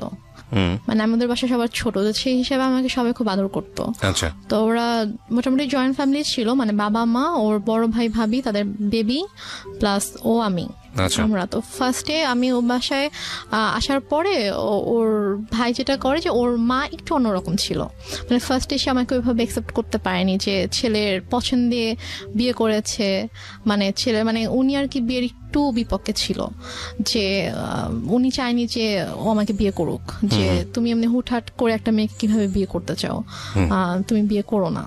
আচ্ছা, তো বারো বলেছেন আমি বিয়ে করবো, আমার মেয়েটাকে ভালো লাগে, আমি বিয়ে করবো। তো এই জন্য আর কি উনি একটু আমার সাথে একটু অন্যরকম ছিল। তো তারপর যেটা হয় সেটা হচ্ছে যে ওর সবার ডিসিশন অনুযায়ী যে তোমরা কিছুদিন আলাদা থাকো, আলাদা থাকার পরে মাঝে মাঝে আম্মুর সাথে ওর দেখা হোক, ওর সম্পর্কটা একটু ইজি হোক, তারপরে তোমরা এসো। বাট প্রথমে যদি দেখো তোমরা এখানে কন্টিনিউয়াসলি থাকতে থাকো, তখন দেখা যাবে যে হয়তো আম্মা ওকে এখন একটু নিতে পারতেছে না ভাবে মেন্টালি, তো ওর সাথে হয়তো কোনো একটা মিসবিহেভ করে ফেললো, সেটা হয়তো খারাপ হবে। তো তর্কাতর্কির পরে সে রাগ করে বাসা থেকে বের হয়ে যায়। বেরোর সময় বলে যায় যে এনি হাও আমি আমার মেয়েকে নিয়ে যাব। দেখো একটা কথা বলি রেহনুমা, আমি তুমি করে বলে ফেললাম কারণ তুমি আমার বয়সে অনেক জুনিয়র হবা। একটা যেটা হচ্ছে যে গল্প না বিশ্বাস করার জন্য একটা মজবুত ভিত্তির প্রয়োজন হয়। একটা হচ্ছে যে তোমার মা নিজেই ইন্সপায়ার হয়ে বিয়ে দিচ্ছে। বিয়ের কয় মাসের পরের এই ঘটনা? বিয়ের হচ্ছে 3 মাস পর। বিয়ের 3 মাসের মধ্যে এমন কি ঘটলো যে সেখান থেকে আবার তোমাকে নিয়ে আসতে চাচ্ছে? আমি মানে গল্পটা তো বিশ্বাস করতে হবে সামহাও। এটা ভাই আমি কথা বলতে থাকলে আপনি যখন আমার পুরো গল্পটা শুনবেন তখন আমি হয়তো বুঝতে পারবো, শেষ পর্যন্ত যখন আপনি শুনবেন তখন আপনি বুঝতে পারবেন যে প্রথম থেকে শেষ পর্যন্ত, মানে আমার বাবার মৃত্যু থেকে একদম আমার শেষ পর্যন্ত আজকের দিন পর্যন্ত কি ঘটেছে, কেন ঘটেছে, এটা আপনি নিজেই বুঝতে পারবেন। ফাইন। সো প্রিয় শ্রোতা, আমার মনে হয় একটু ধৈর্য ধরে আপনারা শুনুন। ওকে, বল তারপর। তো তারপরে আম্মু ওখানে এসে সিনকেট করার পর আমরা সবাই আর কি মানসিকভাবে একটু আপসেট হয়ে পড়ি। তো তারপর আর কি আমার শাশুড়ি বলে যে চলো আমরা কিছুদিন ঢাকার বাইরে থেকে ঘুরে আসি। তো আমার শ্বশুর বাড়ি ছিল ফেনীতে। তো তারপর আমরা ফেনীতে যাই, আমি কখনো যাইনি বিয়ের পরে ওদের গ্রামের বাড়িতে। তো তারপর আমাকে ফেনীতে নিয়ে যা, আমি আমার হাজব্যান্ড, শ্বশুর শাশুড়ি, আমরা সবাই যাই। তো যাওয়ার পর ওখানে মোটামুটি ছোটখাটো একটা অনুষ্ঠানের মতো করে আর কি, মানে বউ দেখানোর জন্য। তো তারপর ওখানে আমি আমার শ্বশুর শাশুড়ির সাথে 15 দিনের মতো ছিলাম। তো এর মাঝে যেটা হয়, আম্মু ওদের সব রিলেটিভস লাইক ওর চাচা চাচি, মামা, খালা, ফুপু, মানে যত রিলেটিভ আছে সবার নাম্বার কিভাবে কালেক্ট করে ফেলে। কালেক্ট করে সবাইকে ফোন দিয়ে সে বলে যে শাহেদ ভালো না, ওর আমার মেয়ে, ছোট একটা বাচ্চা মেয়েকে ও বিয়ে করছে, বিয়ে করে এখন ওকে টর্চার করতেছে, ওকে মারতেছে। তারপর আমার হচ্ছে চাচা শ্বশুরের ছেলেকে ফোন দিয়ে বলে যে উনি হচ্ছে পুলিশের ডিআইজি। তো ওনাকে ফোন দিয়ে কমপ্লেন করে যে আপনার ভাই আমার মেয়েকে টর্চার করে, আমি তো আপনাদের নামে মামলা করব। তো স্বাভাবিকভাবে সে যেহেতু মানে আইনের একজন তো সে বলে যে আমি যতটুকু জানি আমার ভাই এরকম কিছু করার কথা না, ঠিক আছে আপনি যেহেতু আমার কাছে কমপ্লেন করেছেন আমি ব্যাপারটা দেখবো। তো উনি তারপর আমার হাজব্যান্ডকে, আমার শ্বশুর শাশুড়িকে মানে কথা বলে, ওনার সাথে কথা বলে যে কি হয়েছে। তখন বলতেছে যে তুমি আমাদের কথা বিশ্বাস করবো না, তুমি বৌমার থেকে শুনো যে মানে আমাদের কোনো দোষ নেই অথবা আমরা কিছু করি না, ওর মাই এরকম সিন ক্রিয়েট করতেছে, ওর মা একটু অন্যরকম, ওর মাই এরকম ঝামেলা করতেছে, আমাদের ওর থেকে শুনো। তো ভাই আমার সাথে কথা বলার পর ভাইয়াকে বলি যে ভাইয়া এরকম কোনো সমস্যা নেই, শাহেদ আমার সাথে কোনো খারাপ ব্যবহার করেনি, আমাকে কখনো মারেনি, আর ওর সাথে আমার অনেক ভালো সম্পর্ক, কিন্তু আম্মু চাচ্ছে না যে আমি ওর সঙ্গে থাকি, এই জন্য আম্মু এরকম সিনকেট গুলো করছে, আপনি কিছু মনে করেন না, আমি খুবই সরি আমার মার পক্ষ থেকে।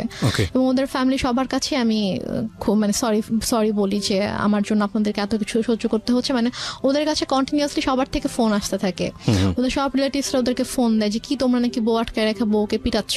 তো সে যেটা করে যে ওদের মানে বাসার যে থানা ছিল ওই থানায় ফোন করে, থানার ওসিকে ফোন দিয়ে বলে যে অমুক মানে অ্যাড্রেস বলে যে অমুক বাসার মধ্যে আমার মেয়েকে আটকে রাখছে, আমার মেয়েকে আমার কাছে আসতে দিচ্ছে না, আমার মেয়ে অনেক কান্নাকাটি করতেছে আমাকে ফোন দিয়ে, আপনারা প্লিজ ওখানে যান, গিয়ে আমার মেয়েকে আমার কাছে পাঠিয়ে দেন।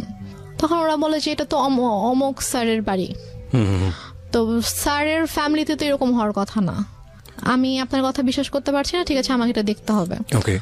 তো উনি দেন আমার ওই যে ভাসুরকে ফোন করে, ডিআইজি যিনি ওনাকে ফোন করে বলে যে স্যার এরকম এরকম একজন ফোন দিয়েছিল, এখন আমি কি করব, আমি কি যাবো আপনাদের বাসায়? তখন বলে যে আমার বাসায় যাওয়ার কোনো দরকার নেই, উনি আমাকেও ফোন দিয়েছিল, আমি কথা বলেছি, এরকম কিছু নেই, তুমি চাইলে তুমি যেতে পারো, গিয়ে আমার ভাইয়ের বোর কাছ থেকে শুনে আসতে পারো যে এরকম কিছু হয়েছে কিনা। আচ্ছা। তো সে বলে না স্যার আমি এটা দরকার মনে করছি না, তো উনি আর আসে না। তো তারপর গিয়ে তো ওই ভাইয়া যখন জানায় আমার হাজবেন্ডকে, তখন ও বলে যে অনেক হয়েছে, মান সম্মান নষ্টের একটা লিমিট থাকে, ফ্যামিলি সবার সামনে তো করেছিল, এখন এখানেও করছে, তো তুমি একটা কাজ করো, যেহেতু উনি মা যেহেতু এত করে চাচ্ছে তুমি ওনার কাছে গিয়ে থাকো, তুমি যাও, তুমি গিয়ে তার কাছে গিয়ে একটু বুঝা বলো যে এরকম কেন করতেছে, তুমি কিছুদিন তার কাছে থাকো, থাকলে হয়তো তার ভালো লাগবে। আচ্ছা, এটা বলে সে? হ্যাঁ, এটা বলে। তো বলে সে, ও ঢাকায় ছিল, আমি ফেনীতে ছিলাম, তো ঢাকা থেকে ফেনীতে আসে, এসে আমাকে ঢাকায় নিয়ে দেন একদিন পরে আমাকে সিরাজগঞ্জে দিয়ে আসে। আচ্ছা। আম্মুর কাছে। তো ওই যে আমি গেলাম, আমাকে আম্মু আর আসতে দেয় না, সে আমার হাজবেন্ডকেও আসতে দেয় না, আমাকে বলে যে নিয়ে যাবো। 15-20 দিন ছিলাম, থাকার পর থেকে তো ওই সবাই ফোন দিচ্ছে, শাশুড়ি ফোন দিচ্ছে, শ্বশুর ফোন দিচ্ছে যে ওকে পাঠান, ওকে নিয়ে আসুক। তো তারপর গিয়ে আমি আম্মুর কাছে থাকা শুরু করলাম। তারপর আমার হাজবেন্ডের সাথে অলমোস্ট 3-4 মাসের মতো আমার দেখা হয়নি, কারণ আম্মু না আমাকে যেতে দিচ্ছিল ঢাকায়, না হচ্ছে ওকে আসতে দিচ্ছিল।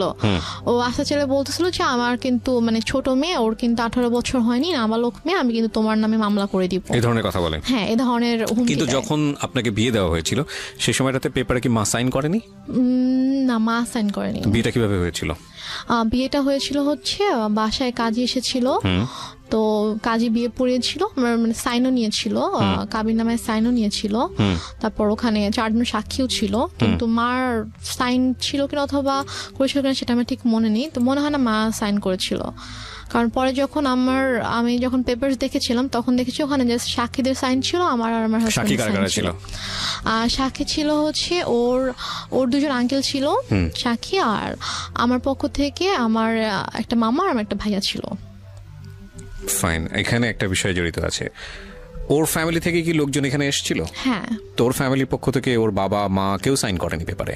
না, ওর বাবা মা আসেনি বিয়েতে। কেন আসেনি? বাবা মা আসেনি, বাবা তখন অনেক অসুস্থ ছিল, আর ওর মা তো রাগ করেছিল জন্য ওর মা আসেনি। Renuma, this is totally unbelievable, cause অসুস্থ হলে তো বিয়েটা পিছিয়ে যাওয়ার কথা।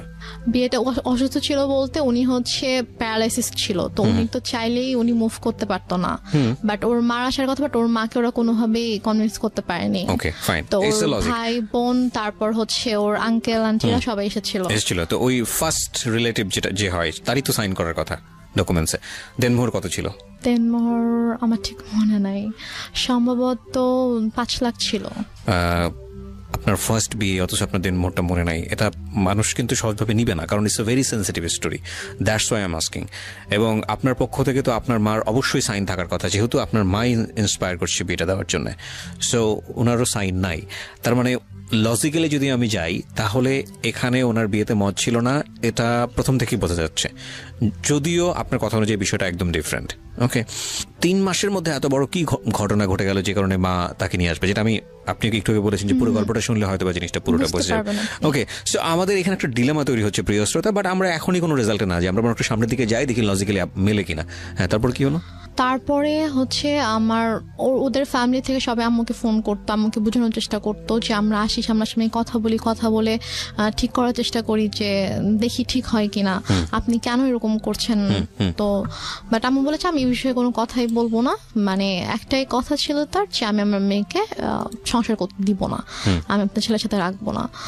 তো এদিকে আমার সাথেও কথা বলতে দিত না, লাইক আমার ফোন আম্মু আমার থেকে নিয়েছিল, আমার ফোন আমার কাছে রাখতে দিত না। আমার হাজবেন্ড ফোন করতো আম্মুর ফোনে, ফোন করলে আমাকে কখনো দিত কখনো দিত না। তো আমি অনেক কান্না করতাম, আমার মন অনেক খারাপ থাকতো যে আমি ওখানে যেতে চাই। আমি আম্মুকে অনেক, ইভেন আমি আম্মুর পায়ে ধরেও কান্না করেছি, আম্মু তুমি কেন এরকম করছো আমাকে বলো। মানে সে আমাকে কোনো মানে কারণও বলতো না যে কেন সেরকম করছে। আমি বলছি, আম্মু তুমি তো আমাকে বিয়ে দিয়েছো, এখন যখন আমি একটা জায়গায় গিয়েছি, আমার বিয়ে হয়েছে, আমি আমার হাজব্যান্ডকে অনেক ভালোবাসি, আমি ওর ফ্যামিলির সাথে অনেক ভালোভাবে মিশে গিয়েছি, তো এখন কেন তুমি সবাইকে এরকম কষ্ট দিচ্ছ, আমাকে কেন তুমি কষ্ট দিচ্ছ আম্মু? যাই হোক, তারপরে গিয়ে আম্মু যেটা করলো যে ওদের সাথে অনেক কথাবার্তা যখন হলো, ও অনেক বার রিকোয়েস্ট করলো, তো বলো ঠিক আছে তুমি সিরাজগঞ্জ আসো, এসে ওর সঙ্গে দেখা করে যাও। তো দেন আমার হাজব্যান্ড অলমোস্ট 4 মাস পরে আমাদের বাসায় আসে, সিরাজগঞ্জে আসে। তো এসে সে আমার সঙ্গে দেখা করে, তো তখন আম্মুর সাথে কথা বলে। ও আর আমি দুজনে আম্মুর কাছে গিয়ে আম্মুর পায়ের কাছে বসে আম্মুকে বলি যে ও বলে যে আম্মু আপনি কেন এরকম করতেছেন, বলেন আপনি মানে আমি কি কোনো দোষ করেছি অথবা আমার কোনো ভুল হয়েছে যে আপনি কেন ওকে আমার থেকে দূরে রাখতেছেন, আপনি কেন এরকম করতেছেন? আম্মু বলে যে না, আমি কোনো কথা শুনবো না, আমি তখন ভুল করছি, আমার বাচ্চা মেয়েকে বিয়ে দিছি, এখন আমি বুঝতেছি যে আমার ছোট একটা মেয়েকে এভাবে এত কম বয়সে বিয়ে দেওয়া উচিত হয়নি। এখন আমি চাই সে পড়াশোনা করবে, পড়াশোনা শেষ করবে, করে এস্টাবলিশড হবে, দেন সে চাইলে তার পছন্দ অনুযায়ী কাউকে বিয়ে করবে, কিন্তু আমি যেটা ভুল করেছি আমার সেই ভুলটা শুধরাতে হবে। সে ওর সাথে সায়দার সাথে অনেক রুড বিহেভ করে। আপনি কি করেন ওই সময়টাতে? আমি জাস্ট তখন আমি ওকে নিয়ে আমার রুমে চলে আসি, এসে বলি যে তুমি এখান থেকে চলে যাও, এভাবে অপমানিত হওয়ার কোনো মানে হয় না, তুমি চলে যাও, তোমার আশা লাগবে, আমি যদি আম্মুকে বুঝাতে পারি আমি চলে আসবো। আপনাদের আর কোনো আত্মীয়স্বজন ছিল না আশেপাশে যারা আপনাদেরকে বিয়ে দিয়েছে, তারা কোনো স্টেপ নিচ্ছিল না? কেউ তো কিছু জানতো না, আর আপুর সাথে তো আমার টোটালি কথাবার্তা ওরকম কথা হতো না, কারণ আপুকে আম্মু বলেছিল যে আম্মু আমাকে বিয়ে দেয়নি, আমি নিজের ইচ্ছে বিয়ে করেছি, বা আমি পালিয়ে গিয়েছিলাম, সেখান থেকে আম্মু আমাকে নিয়ে এসে আমাকে বিয়ে দিয়েছে। ওই জন্য আপু রাগ করে আমার সাথে কথা বলতো না আর কি। আর আমি যে তারপরে যে আমি কারো কাছে হেল্প চাইবো অথবা ফোন করবো, ওয়েট আমার ছিল না। আমি যে কোথাও একা একা বাসা থেকে বের হয়ে আমি যে কারো কাছে একটা যাবো, গিয়ে যে আমি খুলে বলবো ঘটনা, অথবা আমি যে বাসা থেকে পালিয়ে চলে যাবো ঢাকায়, ওইরকম তখন হয়তো আমি অনেক ছোট ছিলাম, ওইরকম কোনো সাহস আমার ছিল না, অথবা আমি যে যাবো এরকম কোন একটা সিচুয়েশন ছিল না। কারণ ফাইন, আমরা এই পার্টটাতে কিছু জিনিসের সমাধান পাচ্ছি না, cause it's one kind of mystery. আরেকটা বিষয় সেটা হলো যে ছেলে তো ম্যাচিউর ছিল, তো ছেলে যদি ম্যাচিউর থাকে তাহলে ছেলের একটা, এবং মেয়েরও দেখলাম যে ওখানে মানে আমাদের রেহনুমারও একটা ইচ্ছা ছিল, মানে শাহেদ ম্যাচিউর, রেহনুমার ম্যাচিউর বয়সের দিক থেকে, কিন্তু রেহনুমার ইচ্ছা হচ্ছে তার সঙ্গে থাকার। তো তাহলে আমার মনে হয় না যে আসলে এখানে কোনো বড় বাধা হতে পারতো তার মা, এবং তার মা তো এমন কোনো কিছু করেনি। হ্যাঁ, তার মা একটা ভয় দেখিয়েছে যে আলটিমেটলি তুমি যদি মেয়েটাকে রাখো তাহলে আমি একটা মামলা করে দিব, এবং সেই মামলাটা হবে এরকম যে আমার মেয়ে অল্প বয়স্ক মেয়ে, তাকে আলটিমেটলি ভুলিয়ে ভালিয়ে নিয়ে যে বিয়ে করা হয়েছে, এতে করে সে অনেক বড় একটা প্রবলেমে পড়বে, শাহেদ এক নারী নির্যাতনের মামলায় পড়ে যাবে, এবং সেটা ভয়ঙ্কর রকমের একটা ব্যাপার হয়ে যাবে। তো সেই ভয় থেকে মূলত তাকে দিয়ে যাওয়া তার পরিবারের কাছে, এবং তারপরেও কোনোভাবেই তাকে কনভিন্স করতে পারছে না নিয়ে যাওয়ার জন্য, কারণ মেয়েটার বয়স মানে রেহনুমার বয়স কিন্তু বয়স ছিল না। তাহলে বিষয়টা অনেক বেশি কোশ্চেনেবল, এবং সেই কোশ্চেনের উত্তর আসলে কি হবে সেটা আমরা আসলে সামনের দিকে গিয়ে একটু বোঝার চেষ্টা করি। ওকে, ছোট্ট একটা বিরতি নিচ্ছি প্রিয় শ্রোতা। আপনারা শুনছেন মিস্টার ম্যাঙ্গো ক্যান্ডি প্রেজেন্টস জীবন গল্প। শুনছেন আরজি কিবরিয়ার সাথে মিস্টার ম্যাঙ্গো ক্যান্ডি প্রেজেন্টস জীবন গল্প।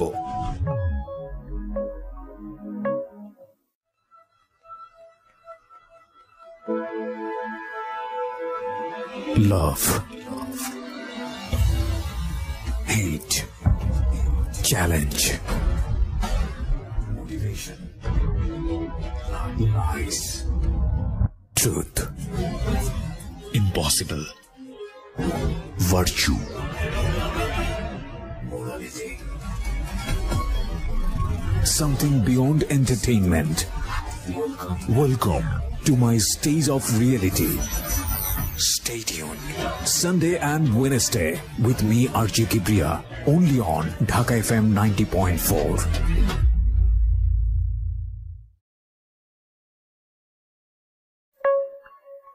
শুনছেন আরজি কিবরিয়ার সাথে মিস্টার ম্যাঙ্গো ক্যান্ডি প্রেজেন্টস জীবন গল্প। স্বাগত আরো একবার প্রিয় শ্রোতা, শুনছেন জীবন গল্প, মিস্টার ম্যাঙ্গো ক্যান্ডি প্রেজেন্টস জীবন গল্প। আমি আরজি কিবরিয়া আপনার সঙ্গে রয়েছি ঢাকা FM 90.4-এ, আপনি শুনতে পাচ্ছেন, এবং প্রতি বুধবার রাত 11টায় এই গল্পটি প্রচার করা হয়। আর আজকে এখানে জীবন গল্প নিয়ে আছে রেহনুমা। আমি কথা না বাড়িয়ে রেহনুমার কাছে আবারও ফিরছি। হ্যাঁ, তারপর কি হলো? তারপর আমার বেসিক্যালি যে আমার হাজব্যান্ড কিছু করেনি সেটা হচ্ছে যে ওরা খুব ভালোভাবে বুঝে গিয়েছিল যে আম্মুর সাথে যদি ওরা লাগতে যায় ঝামেলা করতে যায় তাহলে ওরা অনেক ভালোভাবে ঝামেলায় পড়বে, কারণ আম্মুদেরকে ভালোভাবে পেঁচাবে, ঝামেলায় ফেলবে। তো সবকিছু মিলিয়ে ঝামেলা প্লাস মান সম্মানের জন্য আর কি ওরা আম্মুর সাথে খুব বেশি সিন, অথবা আমাকে এসে যে জোর করে নিয়ে যাবে এরকম কিছু ওরা আম্মুর সাথে করতো না, কারণ করলে এটা হয়তো ব্যাড একটা ইফেক্ট পড়তো ওদের উপরে। তো এই কারণে আর কি ওরা করতো না। তো তারপরে গিয়ে যেটা হয় সেটা হচ্ছে যে আম্মু ওকে ভাবে বলে যে ঠিক আছে, মানে আম্মু যখন দেখছে যে না ওরা বারবার ট্রাই করছে যে নেওয়ার জন্য ট্রাই করছে আমাকে, তো তখন আম্মু ওকে একটা শর্ত দেয়, আমার হাজব্যান্ডকে একটা শর্ত দেয়, এবং আমার আম্মু জানে যে এই শর্তটা কখনোই ও মানবে না। শর্তটা ছিল হচ্ছে যে ও বলে যে তুমি যদি রেনুমাকে নিয়ে থাকতে চাও তাহলে তোমাকে আলাদা থাকতে হবে। আলাদা থাকতে হবে তোমার ফ্যামিলি থেকে? হ্যাঁ, আচ্ছা, তোমার ফ্যামিলি থেকে আলাদা থাকতে হবে, তুমি ওকে নিয়ে তুমি আলাদা একটা বাসা নিন, হয়নি তো বড় করে একটা অনুষ্ঠান করতে পারি, তো করলে তখন সব ঠিকঠাক হয়ে যাবে। তো এটা বলে, তো বলার পরে আপু যখন আগস্টে আসে, আপু মানে যেদিন আপু ঢাকায় আসে, আসার পরে হচ্ছে আপু শ্বশুরবাড়ি ঢাকাতে, তো 2 দিন পরে আপু যখন আমাদের সিরাজগঞ্জে যখন আসবে, তো ওই দিন হচ্ছে শাহেদেরও আসার কথা। তো শাহেদ বলছে যে আম্মুকে ফোন দিয়ে বলছে যে আম্মু আমার একটা কাজ পড়ে গেছে, মানে আমার ওদের হচ্ছে একটা প্রিন্টিং প্রেস ছিল, তো ওই প্রেসে হচ্ছে যে ওদের একটা অর্ডার ছিল, অনেক বড় একটা অর্ডার ছিল, তো ওটা হচ্ছে কমপ্লিট হয়নি। এখন ও যদি ওখান থেকে চলে আসে তাহলে দেখা যাবে যে ওই কাজটা হবে না, তো অনেক বড় লস হয়ে যাবে। তো বলছে যে আম্মু আমার তো কাজ শেষ হতে তো সন্ধ্যা হয়ে যাবে, তো ওর যে ভোরবেলা রওনা দেওয়ার কথা, তো আমি রাতে আসি, সন্ধ্যাবেলা কাজটা শেষ করে আমি হয়তো 8-9টার দিকে রওনা দিলাম, দিয়ে আমি রাতের মধ্যে চলে আসবো।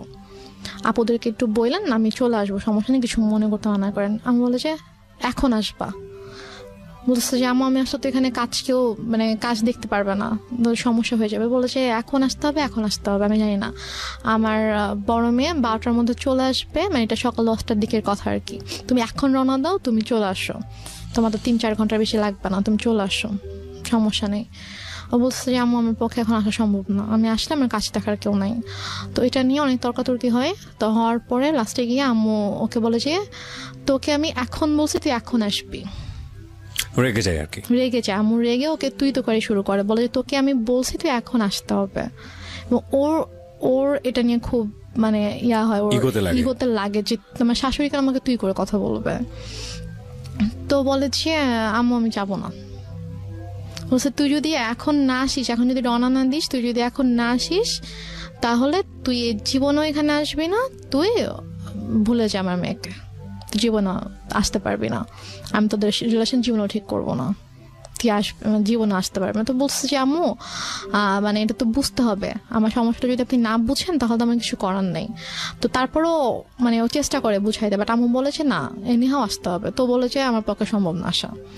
তো যাই হোক ও ফোনটা রেখে দেয়। তো আপুরা চলে আসে। তো আপুরা আসার পরে আপুদেরকে যেটা বলে সেটা হচ্ছে যে ও বলছে যে আপনার মেয়ে আসছে তো আমি কি করব, আমার কেন যাইতে হবে, আমি যাইতে পারবো না আপনার মেয়ের সাথে দেখা করতে। আপনার বড় মেয়েকে বললেন তার যদি আমার সাথে দেখা করতে হয় সেজন্য আমার বাসায় এসে আমার সঙ্গে দেখা করে, বাট এটা কিন্তু ও বলেইনি। তারপরে গিয়ে বলে যে আপু তো এটা শুনে খুব হার্ট হয় যে কেন এটা বলবে, ও আমাদের ছোট, ওকে আমরা নিজেরা ডাকলাম যে হ্যাঁ আম্মু ওকে আসতে বললো, আমরা ওর সাথে দেখা হয়নি, ওর সাথে দেখা করব, তো ওর ফ্যামিলির সাথেও দেখা করব, তো কেন এভাবে রিয়াক্ট করছে। তো তারপরে গিয়ে বলে যে হ্যাঁ তোমাকে তো বলছিলামই ছেলে ভালো না, ছেলের মা ভালো না, ছেলে এরকমই, দেখছো কিরকম বেয়াদব। মানে আম্মু এটা করছে হচ্ছে সম্পূর্ণ ইচ্ছাকৃতভাবে। ফার্স্টে ওকে ঠিকঠাক করছে, ওর সাথে সম্পর্কটা ঠিক করছে, ঠিক করে ও আসছে। তারপর যেদিন আসবে, কারণ আসলে আপুর সাথে দেখা হলে তো সবকিছু নর্মাল হয়ে যেত, এবং হয়তো আপুর সাথে সম্পর্কটা যদি নর্মাল হয়ে যেত, তখন যদি আমি শ্বশুরবাড়িতে চলে যেতাম তখন হয়তো আপুকে ডিটেল ঘটনাটা বলতে পারতাম যে আসলে ব্যাপারগুলো কিন্তু এতদিন এভাবে ঘটেছে। আম্মু আসলে এটা চাইনি যে আমাদের সম্পর্কটা স্বাভাবিক হোক এবং আপুর সাথে ওর সম্পর্কটা স্বাভাবিক হোক। তো ইচ্ছাকৃতভাবে আম্মু এরকম সিনক্রেটটা করেছে। তো আপু ভাইয়া তো অনেক রেগে গেল। রেগে যাওয়ার পরে বলতেছে যে ঠিক আছে বাদ দেন, এই ছেলের সাথে আসলে দরকার নেই, সংসারের দরকার নেই, ওকে ইয়া করেন, ডিভোর্স পেপার পাঠায় দেন। বাট আপনি তখন কি বলছিলেন? আমি তখন বলছি যে আমি তো ডিভোর্স দিব না, আমাকে ভাইয়া জিজ্ঞেস করছে যে তুমি কি বলো, আমি বলছি আমি ডিভোর্স দিব না, কি করবা? আমি বলছি আমি ওখানে যাবো, আমি ওদের বাসায় যাবো। তো বলছে যে আমি তখন বলছে যে দেখছো কিরকম নির্লজ্জ মেয়ে, এভাবে নিজের বোন ভাই মাকে অপমান করছে ওর জামাই, আর ও এরকম জামাইয়ের সাপোর্ট করে কথা বলছে, এখন ওখানে যেতে চাচ্ছে, কত বড় খারাপ মেয়ে, নির্লজ্জ মেয়ে, এগুলো বলছিল আর কি। তো তারপর গিয়ে ভাইয়া বলে যে তুমি কেন যেতে চাও, যে তোমার ভাই আপুকে অসম্মান করছে। আমি মানে বলতে